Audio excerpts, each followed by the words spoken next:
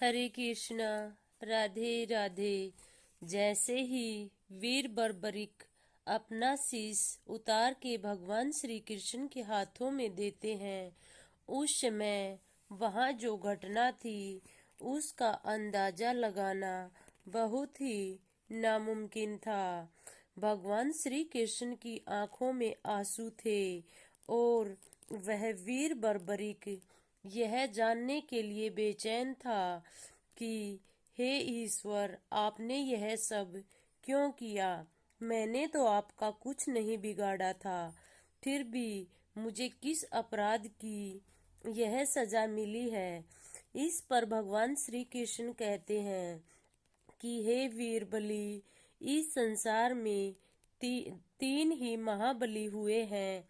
एक अर्जुन, दूसरा तुम वीर बर्बरिक और तीसरा भगवान श्री कृष्ण। इन तीनों में से एक का बलिदान निश्चित है। इसलिए भगवान श्री कृष्ण का तो बलिदान नहीं हो सकता, क्योंकि वह तो इस सृष्टि को रचने वाले हैं। और अर्जुन के लिए यह महाभारत निश्चित है।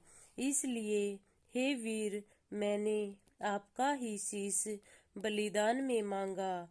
मुझे क्षमा करना वीर, लेकिन इस महाभारत के युद्ध के लिए, जो कि अन्याय के ऊपर न्याय की जीत है, इसके लिए तुम्हारा बलिदान निश्चित था।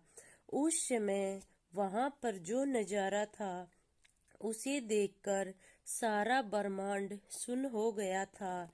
ऐसा लगता था न जाने किस समय की यह घनघोर घटाएं छा गई हैं। ऐसी घटना जो पहले न तो कभी देखी थी, न हुई थी, न होगी। ऐसी युग में ऐसी घटना दोबारा कभी भी देखने को नहीं मिलेगी। इस वीर ने अपने आराध्य से सभी देवी देवताओं का वंदन किया और अपनी माता को नमन करके अपना शीश धड़ से अलग कर दिया। एक ही बार में अपना धड़ शीश से अलग करके भगवान श्री कृष्ण जी को अर्पित कर दिया।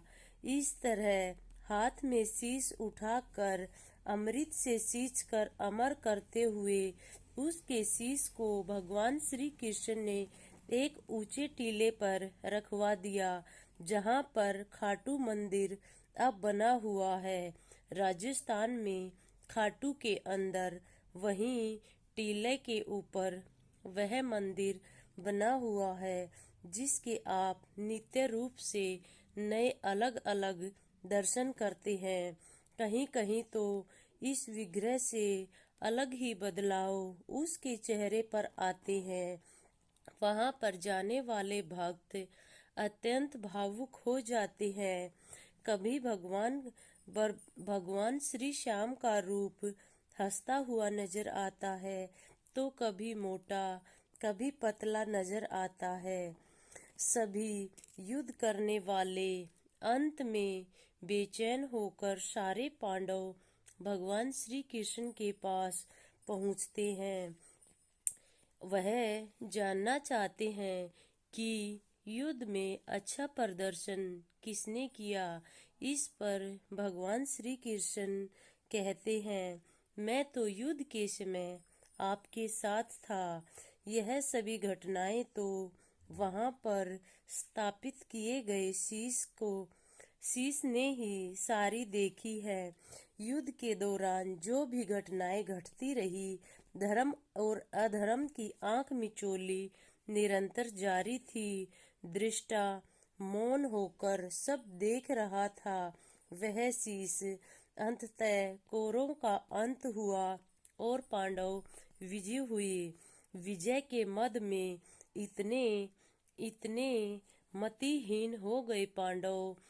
कभी युधिष्ठिर कहता कि मेरे ही कारण यह विजय निश्चित हुई है, तो कभी अर्जुन अपना गांडीव उठाकर कहता कि मेरे कारण यह जीत निश्चित नहीं थी, तो कभी भीम अपनी गदा घुमाते हुए कहता, मैंने ही तो कौरव का विनाश किया है। इस पर सभी बारी बारी से अपनी प्रशंसा कर रहे थे और वह सभी एकत्रित होकर भगवान श्री कृष्ण के पास जाते हैं ताकि भगवान श्री कृष्ण बता सके कि युद्ध में अच्छा प्रदर्शन किसने किया है। सभी अपनी आत्म प्रशंसा में लगे हुए, मध्य अंतर होने पर भगवान श्री कृष्ण के पास निर्णय के लिए पहुंचे। श्री कृष्ण ने कहा, मैं तो स्वयं वहीं व्यस्त था आपके साथ युद्ध में।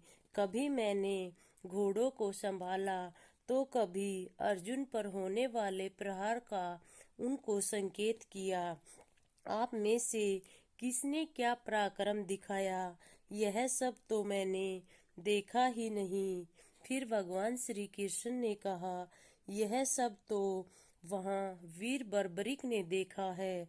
चलो हम उन्हीं के पास चलते हैं, वहीं यह निर्णय करेगा किसने कैसा प्रदर्शन किया है और किसके कारण जीत हुई है। वह वीर बर्बरिक के शीश के पास पहुंचते हैं।